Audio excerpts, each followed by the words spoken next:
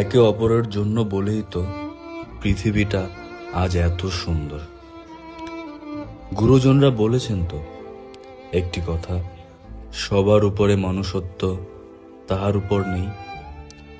আমাদের সবার আগে ভালো মানুষ হতে হবে, নইলে যে আমরা যাই হই না কেন সেটা বৃথা।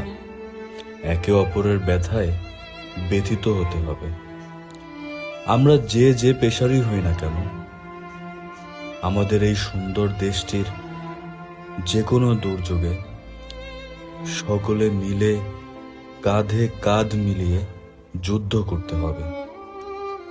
তাহলেই হয়তো আমরা জিতে যাব, জিতে যাবে আমাদের দেশটা।